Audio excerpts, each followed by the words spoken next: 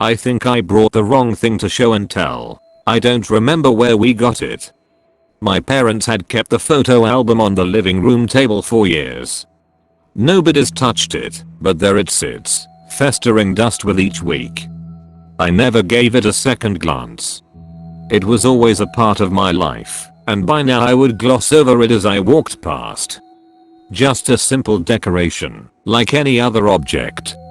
But as soon as Mr. Harley said we needed to present a backquote family artifact, I had no question in mind on what I'd choose. Nothing held more insignificant importance to my house than the photo album. Not to mention it would pass as old. For something that never gets touched, it looked like it had been through hell and back. It probably had been. There was only one drawback: it was heavier than it looked.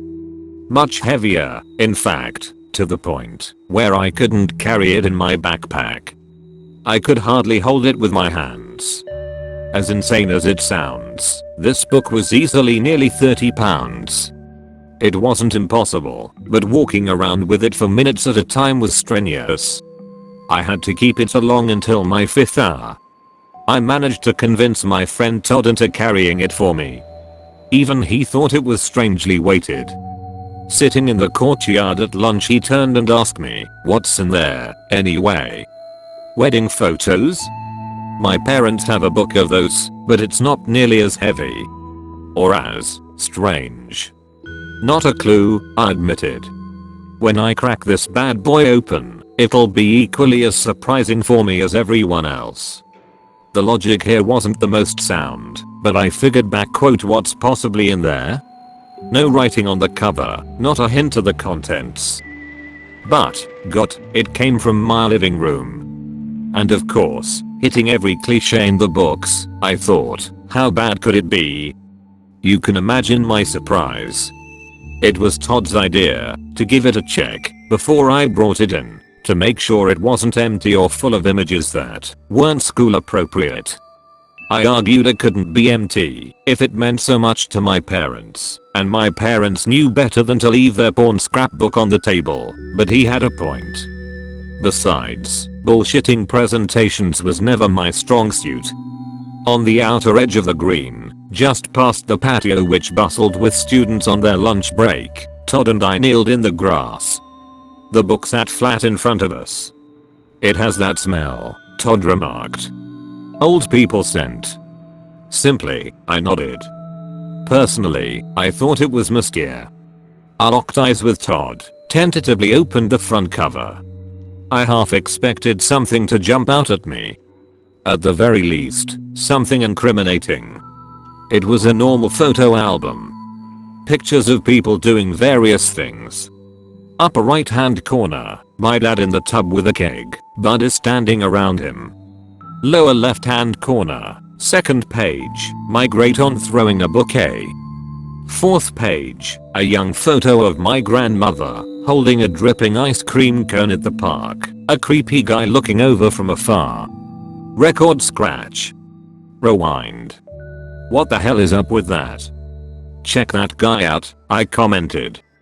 Todd leaned over, slightly bent into the pages.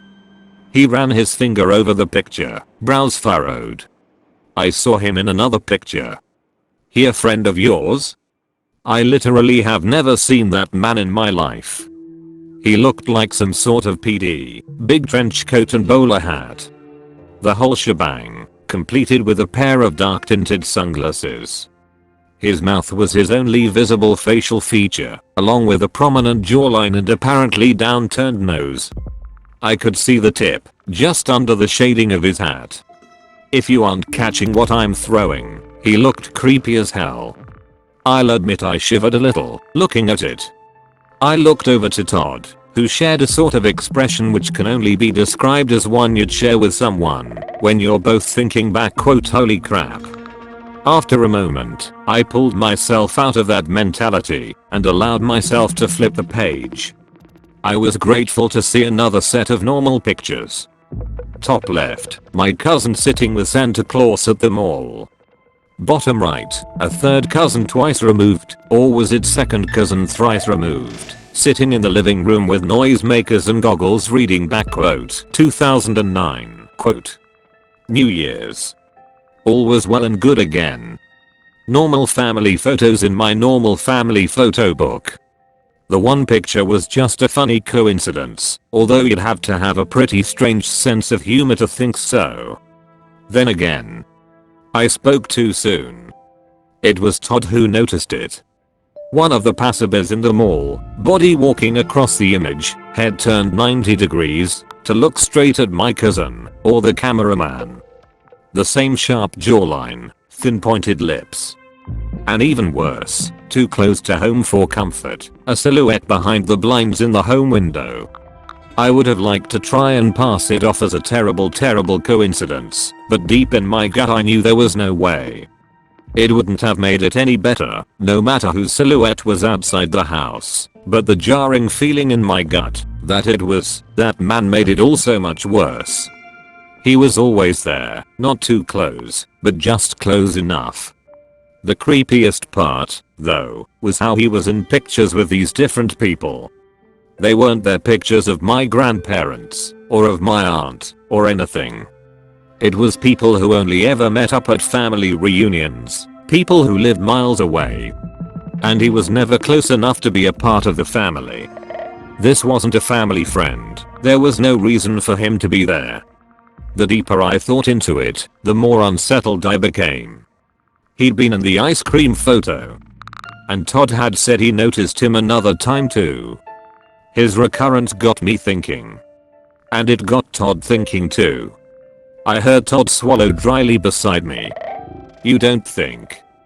His voice faded into open air. I definitely thought. I hesitantly flipped back to the beginning pages of the scrapbook and one by one examined the images. I was relieved, at first, not to see him. There was no shaded down face, no trench coat. But when I looked closer, there he was. There he always was. In the reflection of the keg, in the crowd around my aunt. Always in the background, always someone passing by. Shielded enough you could miss him, if you weren't looking. Until the picture of my distant cousin. Todd and I continued flipping the pages, hearts feeling heavier than the book itself as we played our messed up game of Where's Waldo? The further we got through, the more it appeared he was getting closer and closer to the camera, slipping further and further out of the background, and slowly into the foreground. I watched in anticipation, letting Todd take the lead in turning the pages. I didn't tell him to stop, I could tell neither of us would be able to. 2 pages left in the book, Todd flipped the page. My breath seemed to leave my nose in slow motion, my heart rate slowed to a mellow beat. The next 2 pages were pictures of us. Of us, sitting on the grass, just outside of the school. Of us, with the book in front of us, our expression slowly, ever so slowly, transforming into the looks of terror we wore now. And in each picture, a figure looked closer. In the first 2, you could hardly see it. The next, barely a silhouette, creeping closer and closer and closer. Until the last page. As if being pulled by an unseen force, Todd and I glanced at each other, our eyes tense. Neither of us breathed. Excruciatingly slowly, he turned the page. I begged myself to look away, but I couldn't tear my eyes off the page. There, in the final 2 pictures, he stood right behind us. So close, he could reach out and touch us. It almost felt like there was someone breathing down my neck. Almost.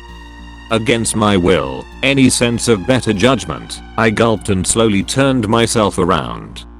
I nailed my eyes shut, too afraid to face whatever was waiting for me. I knew I was being paranoid, but I couldn't help it. My heart pounded in my ears, and I could hear my blood rushing.